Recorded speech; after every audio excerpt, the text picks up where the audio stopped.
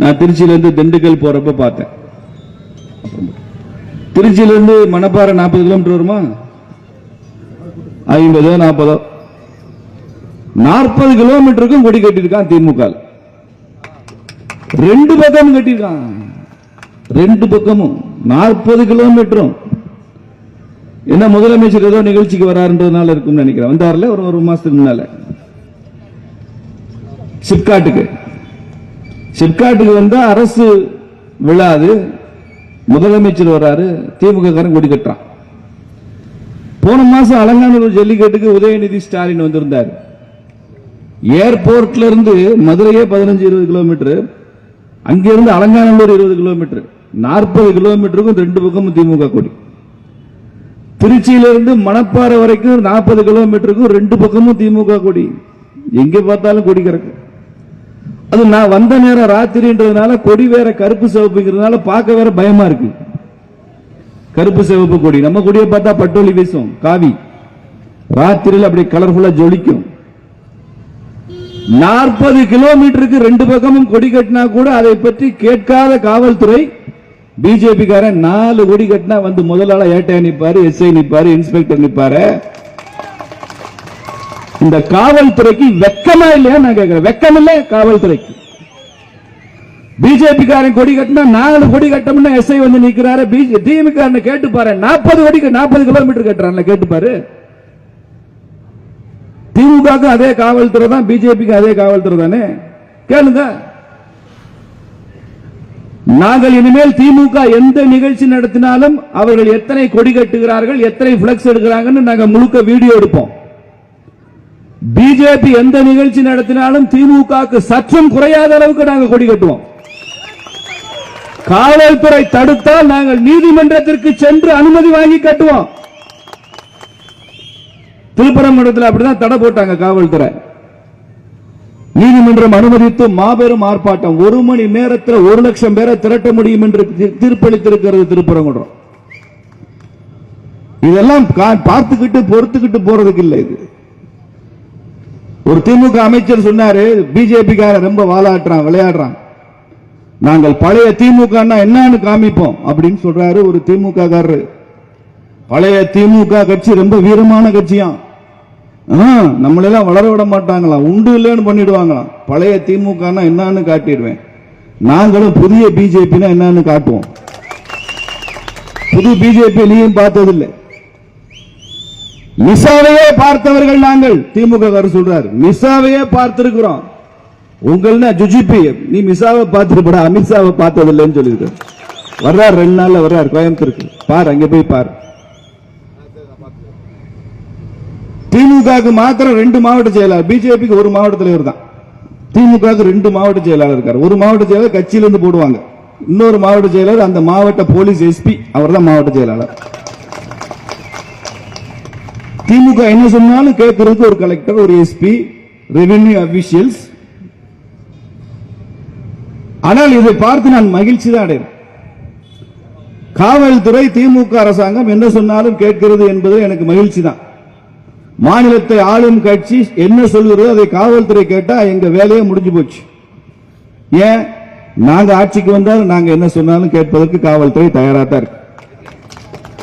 நீ 5 வருஷம் தான் திமுக ஆட்சியில் இருப்ப, நாங்க ஆட்சிக்கு வந்துட்டு 50 வருஷம் பிஜேபி ஆட்சியில் இருக்கும்.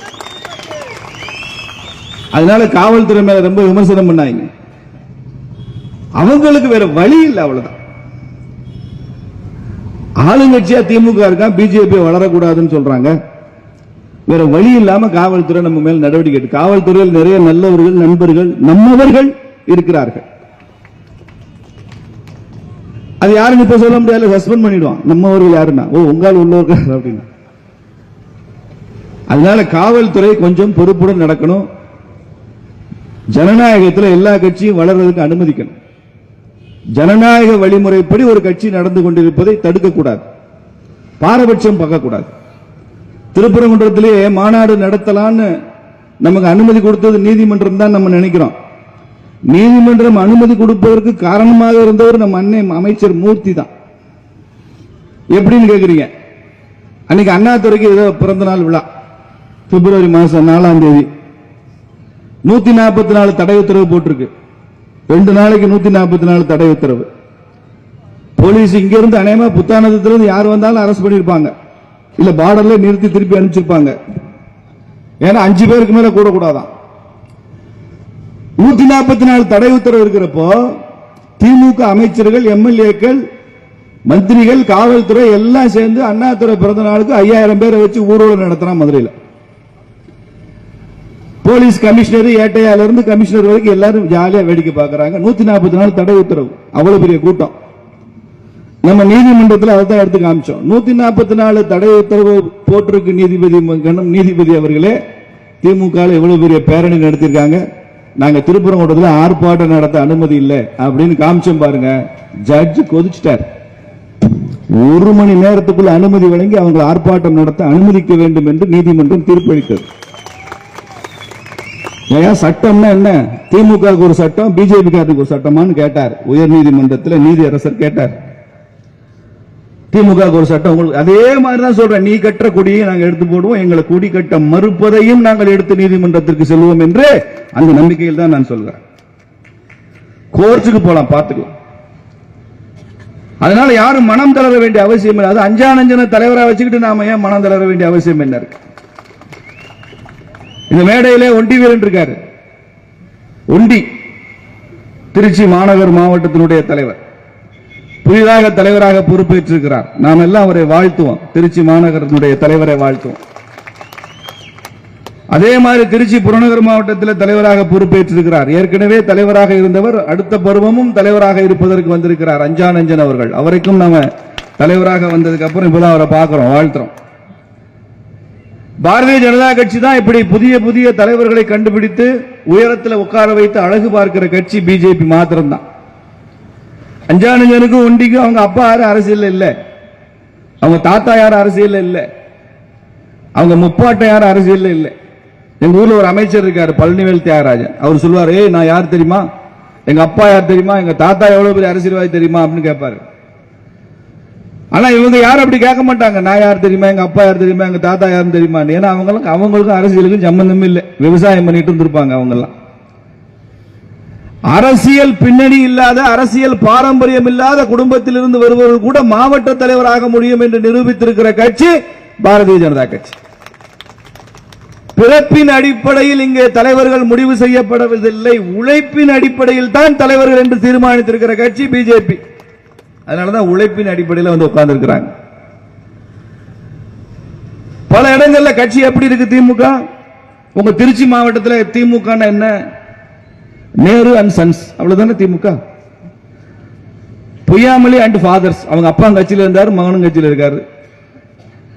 விழுப்புரத்துக்கு போனீங்கன்னா பொன்முடி அண்ட் சன்ஸ், வேலூருக்கு போனீங்கன்னா துரைமுருகன் அண்ட் சன்ஸ். வரிசை அப்படித்தானே அமைஞ்சிருக்கு எல்லா இடத்துலையும். திருநெல்வேலிக்கு போனீங்கன்னா அப்பாவு அண்ட் சன்ஸ், தூத்துக்குடிக்கு போனீங்கன்னா பெரியசாமி அண்ட் டாட்டர்ஸ், திண்டுக்கலுக்கு வந்தீங்கன்னா ஐ பெரியசாமி அண்ட் சன்ஸ், மதுரையில் பிடிஆர் அண்ட் சன்ஸ். வரிசையா விருதுநகருக்கு போங்க, தங்கபாண்டியன் அண்ட் சன்ஸ். இப்ப தங்கம் தென்னரசு தங்கபாண்டியன் மகன், அவங்க அக்காவும் எம்பியா இருக்காங்க. ஏன் தெரியுமா இப்படி இருக்கு? ஒவ்வொரு மாவட்டத்திலும் அண்ட் சன்ஸ். திமுகவே Karunanidhi and sons and grand sons தான். அதனாலதான் அப்படி இருக்கு. கட்சியே குடும்பம் தான். ஒரு குடும்பத்தை தாண்டி அந்த கட்சியில சிந்திப்பதற்கு எதுவும் இல்லை. 200 ரூபாய் வாங்கிட்டு போற உடன்பிறப்பெல்லாம் நீ போஸ்ட் ஓட்டலாம், பிளக்ஸ் ஓட்டலாம், ஏதோ புறங்கையை நீ நக்கிட்டு போகலாமே தவிர அந்த குடும்பத்தா அந்த கட்சி, அந்த மாவட்டத்தில் வசூல் இருந்து கமிஷன்ல இருந்து எல்லாமே அந்த கட்சி தான், அந்த குடும்பம் தான். கப்பம் கட்டிட்டா எல்லாம் சரியா போ. அப்படிப்பட்ட எந்த அணுகுமுறையும் இல்லாமல் இன்னைக்கு தமிழ்நாட்டில் 67 மாவட்ட தலைவர்கள் 4 மாவட்ட தலைவர்கள் பெண்கள் பிஜேபியினுடைய மாவட்ட தலைவராக வந்திருக்காங்க. 67 மாவட்டத்தில். எங்க திமுக அண்ணா திமுக எந்த கட்சிக்குமே திமுக சவால் விடுறேன், ஏதாவது ஒரு மாவட்டத்தில் ஒரு பெண்மணி மாவட்ட செயலாளரா திமுக உருவாக்கி இருக்கா? திமுக ஒரு பெண் மாவட்ட செயலர் இருக்காங்களாங்க? எங்கேயாவது இருக்காங்களா? இல்ல. பட்டியல் சமுதாயத்தை சார்ந்த மாவட்ட தலைவர்கள் தமிழ்நாட்டில் 3 பேர் பட்டியல் சமுதாயத்தை சேர்ந்தவர்கள் தலைவராக இருக்காங்க. திமுக ஒரு மாவட்ட செயலாளர் எஸ்சி சமுதாயத்தை சேர்ந்த மாவட்ட செயலர் இருக்காங்களா?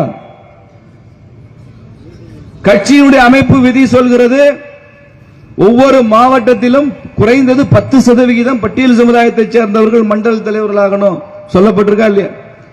ஒவ்வொரு சட்டமன்றத்திலும் ஒரு மகளிர் மண்டல தலைவராகணும் கட்சி சொல்லுது. உங்க திருச்சி புறநகர் மாவட்டத்தில் அதை நீங்க செஞ்சிருக்கீங்க. சமூக நீதி பேசுற திமுகவில் எந்த விதமான முயற்சியும் கிடையாது. பெண்களுக்கு அங்க என்ன இடம்? கனிமொழிக்கு தான் இடம். பட்டியல் சமுதாயத்தை சார்ந்த தலைவர்களுக்கு எங்க இடம் இருக்கு? ஒன்றிய செயலாளர் எத்தனை பேரு? மாவட்ட செயலாளர் எத்தனை பேரு? உண்மையான சமூக நீதி பேசுகிற தகுதி உரிமை பாரதிய ஜனதா கட்சிக்கு மட்டும்தான் இருக்கிறது.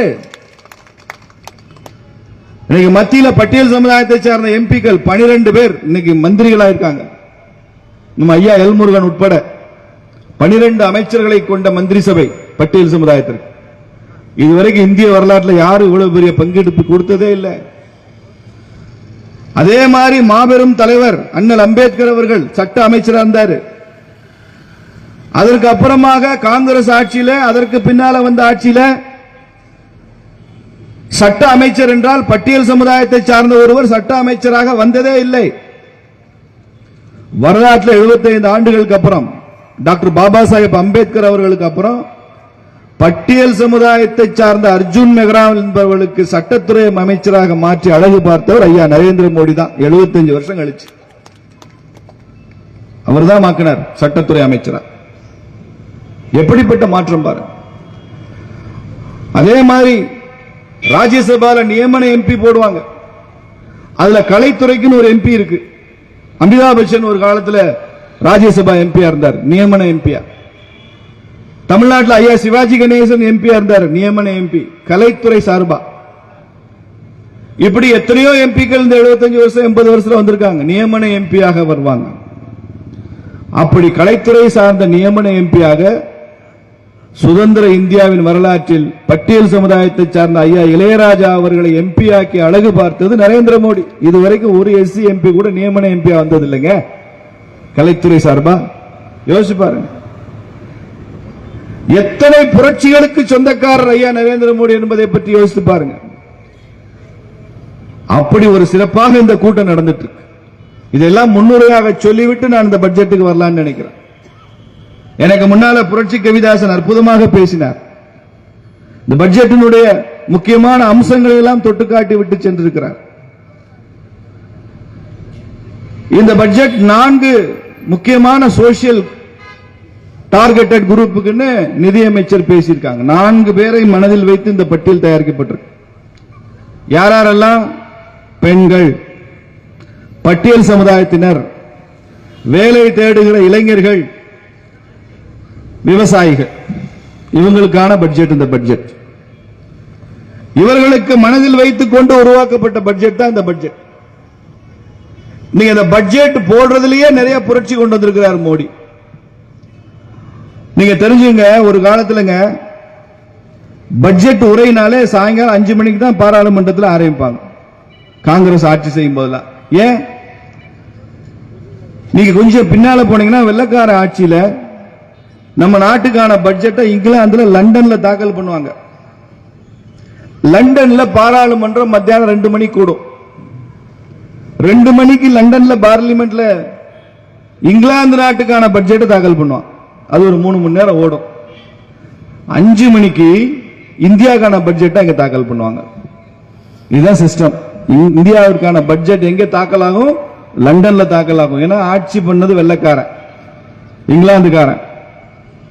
சுதந்திரம் அடைஞ்சிட்டோம் 47. அதற்கு அப்புறமும் ஒவ்வொரு வருஷமும் பட்ஜெட் எப்ப தாக்கல் ஆகும்? சாயங்காலம் 5 மணிக்கு தாக்கல் ஆகும். ராத்திரியெல்லாம் பட்ஜெட் உரை போயிட்டே இருக்கும், டிஸ்கஷன் போயிட்டு இருக்கும். 10 மணி 11 மணி வரைக்கும் எல்லாம் டிவியில பார்க்கலாம். டிவி வந்த காலத்தில் நம்ம பார்த்திருக்கோம், போயிட்டே இருக்கும். இது ஒரு ஆங்கில அடிமை நடைமுறை. அதைத்தான் காங்கிரஸ் பின்பற்றி கொண்டிருந்தது. இதெல்லாம் காலனி ஆதிக்க நடைமுறைப்பா. அவன் காலத்தில் இங்கிலாந்து தாக்கல் பண்ண பட்ஜெட் சாயங்காலம் 5 மணிக்கு வச்சிருந்தா நான் ஏன்டா அந்த பழக்கத்தை பின்பற்றணும்? என் நாட்டில் ஏன் நான் காலையில 10 மணிக்கே பட்ஜெட் தாக்கல் பண்ணா உனக்கு எங்கே வலிக்குது? வெள்ளக்காரன் நடைமுறையை நான் ஏன் பின்பற்ற வேண்டும் என்ற கேள்வியை கேட்டு முதலில் அதை 10 மணிக்கு காலையில பட்ஜெட் என்று மாற்றியவர் அடல் பிகாரி வாஜ்பாய் 99. ஒரு சின்ன முறையில் மாற்ற வரணும்னா கூட பிஜேபி ஆட்சி வந்தா தான் நடக்குது. வாஜ்பாய் அவர்கள் தான் காலையில் 10 மணிக்கு பட்ஜெட் தாக்கல் படும். பிப்ரவரி 28ஆம் தேதி தான் முதல்ல பட்ஜெட் வரும். ஒவ்வொரு வருஷமும் பிப்ரவரி 28 பட்ஜெட் தாக்கல், அப்புறம் மார்ச் மாசம் முழுக்க பட்ஜெட்டை பத்தின விவாதம், அப்புறம் பட்ஜெட்டுக்கு ஒப்புதல், ஓட் ஆன் அக்கவுண்ட், அதுக்கப்புறம் அந்த பணம் கீழே கீழே கீழே வந்து சேர்ந்து உங்க புத்தானந்தத்தில் ரோடு போடுறதுக்கு அந்த பணம் வர்றதுக்கு அடுத்த மார்ச் ஆயிரும். உங்க பிடிஓ, உங்க அமைச்சர், உங்க எம்எல்ஏ இதெல்லாம் ஐயோ இந்த பணத்தை செலவழிக்க முடியல திருப்பி அனுப்பிச்சிருவான். ஏன்னா அந்த மார்ச் 31 முடிக்கணும். பல பள்ளிக்கூடம் படிக்கிற மாணவர்கள், கல்லூரி மாணவர்கள் பிசி ஸ்காலர்ஷிப், எஸ்சி ஸ்காலர்ஷிப் எல்லாம் அந்த பணம் வந்து சேர்ந்து கொடுக்க முடியாம திருப்பி அனுப்பிச்ச காலம் எல்லாம் இருக்கு. இந்த தேவையற்ற தாமதத்தை தவிர்ப்பதற்காக நரேந்திர மோடி என்ன செஞ்சாரு? பிப்ரவரி மாசம் தான் பட்ஜெட் தாக்கல் பண்ணணும்னு இருக்கு. அது ஏன் பிப்ரவரி 28 வைக்கணும்? முதல் நாளே பட்ஜெட் தாக்கல் பண்ணப்படும். பிப்ரவரி 1ஆம் தேதியே பட்ஜெட் தாக்கல் செஞ்சா 28 நாள் தாமதத்தை தவிர்க்கலாமே. ஒரு புதிய நடைமுறையை கொண்டு வந்து நிறைவேற்றி இருப்பவர் நரேந்திர மோடி. இன்னைக்கு தாமதம் 1 மாதம் தவிர்க்கப்பட்டு வேலை வேகமா போகுது. முன்னால ரயில்வே பட்ஜெட் தனியா இருக்கும், பொது பட்ஜெட் தனியா இருக்கும். ஏன்னா இது வெள்ளக்காரன் காலத்தில் ரயில்வேக்கான பட்ஜெட் அதிகம். ரயில்வே பட்ஜெட் 1000 ரூபான்னா மற்ற பொது பட்ஜெட் 700-800 ரூபா தான் இருக்கும் அந்த காலத்தில். அதனால பிரிச்சு வச்சிருந்தான். இன்னைக்கு ரயில்வே பட்ஜெட் 1000 ரூபானா இந்த பட்ஜெட் 50,000 ரூபாயா இருக்கு. பல ஆயிரம் மடங்கு கூடி இருக்கு. இப்ப என்னதுக்கு தனித்தனி பட்ஜெட்? Waste of time. அதனால ரெண்டையும் ஒன்னாக்கு, பொது பட்ஜெட்ல ரயில்வே பட்ஜெட்டை கொண்டு வா செய்தது நரேந்திர மோடி. புரியுங்க எவ்வளவு மாற்றங்களை கொண்டு வந்திருக்கிறார் பாருங்க. பட்ஜெட் தாக்கல் செய்கிற முறையிலே கூட இன்னைக்கு தொடர்ந்து 8 முறையாக பட்ஜெட்ல மத்தியில பட்ஜெட்டை தாக்கல் செய்த ஒரே தமிழ் பெண்மணி நமது அம்மா நிர்மலா சீதாராமன் என்பதை பெருமையுடன் தமிழகம் நினைவு கொள்ளும் போது நம்ம எல்லாம் உட்காந்து கத்திட்டு உட்காந்து திமுக எம்பி எல்லாம், திமுக எம்பிக்கெல்லாம் வழக்கமா திமுக காங்கிரஸ் எல்லாம் கேன்டீன்ல தான் பார்க்கலாம். பார்லிமெண்ட்ல போண்டா வடை சாப்பிட போயிருவாங்க. இந்த பட்ஜெட் தாக்கல் பண்றப்பதான் அந்த உட்காந்துட்டு மூணு கத்திட்டே இருப்பான். ஏதாவது பிரச்சனை பண்ணோம்னா டிவி எல்லாம் உலகமே பார்க்கும். அப்ப போண்டா சாப்பிட போக முடியாது. தமிழ்நாட்டுக்கு என்ன செஞ்சீங்கன்னு கேட்கிறாரு ஸ்டாலின் ஐயா. தமிழ்நாட்டுக்கு என்ன கேட்டீங்கன்னு கேட்கிறோம் நாம. நீ என்ன கேட்ட? பட்ஜெட் தாக்கல் பண்றதுக்கு முன்னால தமிழ்நாட்டில இருந்து ஒரு குழு அமைச்சு, இல்ல 40 எம்பிக்களும் பிரதமரை போய் சந்திச்சு, நிதியமைச்சரை சந்திச்சு, தமிழ்நாட்டுக்கு இதெல்லாம் வேணும் இந்த பட்ஜெட்ல, நாங்கள் அவளோட எதிர்பார்க்கிறோம், தமிழ்நாட்டுக்கு இவ்வளவு கொடுங்க, எனக்காவது கேட்டீங்க? ஏதாவது பேசுனீங்க? ஏதாவது ஒரு கன்சென்சஸ், ஒரு டயலாக், உரையாடல் வைத்துக் கொண்டீங்க? என்ன செஞ்சீங்கன்னு கேட்டா, நீ என்ன கேட்டீங்கன்னு நான் கேட்பேனா இல்லையா? திரும்ப திரும்ப திரும்ப அந்த மெட்ரோ அதை பத்தி பின்னால பேசுவோம் விரிவா, நேரம் இருக்காது. ஆனாலும் இந்த பட்ஜெட் மிக சிறப்பாக தமிழகத்திற்கு என்ன செய்ய முடியுமோ அதை செய்திருக்கிறது. என்கிட்ட ஊடகத்தில் கேட்டாங்க, தமிழகத்தை பற்றி இந்த பட்ஜெட்டில் குறிப்பிடவே இல்லையே, இது தமிழகத்திற்கு பெரிய அநீதி அப்படின்னு சொன்னாங்க. நான் சொன்னேன், அநீதின்றது அப்புறம் பேசலாம், தமிழ்நாட்டை பற்றி இந்த பட்ஜெட்ல குறிப்பிடவில்லை, தமிழகத்திற்கு என்று இந்த பட்ஜெட்டில் எதுவும் செய்யப்படவில்லை, நானும் ஒத்துக்கொள்கிறேன். ஆனா கேரளாவை பற்றியும் எதுவும் சொல்லவில்லை. மகாராஷ்டிரால பிஜேபி ஆட்சி, அந்த பட்ஜெட்ல மகாராஷ்டிரா வார்த்தையே வரவில்லை. குஜராத்ல, மத்திய பிரதேசல, உத்தரப்பிரதேசல, பீகார்ல எல்லாம் பிஜேபி ஆட்சிரா, அங்கேயும் இந்த பட்ஜெட் இந்த மாநிலம் அந்த மாநிலம் சொல்லவில்லை. ஏனென்றால் இது ஒவ்வொரு மாநிலத்துக்கும் கொடுக்கிற நிதி பகிர்வு இல்ல, ஒட்டுமொத்த தேசத்திற்கும் கொடுக்கிற பட்ஜெட். அதுல எல்லா மாநிலங்களும் கவராக போகிறது என்பதுதான் நமது சாமர்த்தியம். எம்எஸ்எம்இ தொழில் துவங்குவர்களுக்கு பணம் 10 to 20 கோடியாக உயர்த்தப்படும் என்று சொன்னால், இது ஏதோ கேரளாவை சேர்ந்தவனுக்கு கொடுக்கப்படுமா? குஜராத்தை சேர்ந்த ஒட்டுமொத்த இந்திய தேசத்திலும் எம்எஸ்எம்இ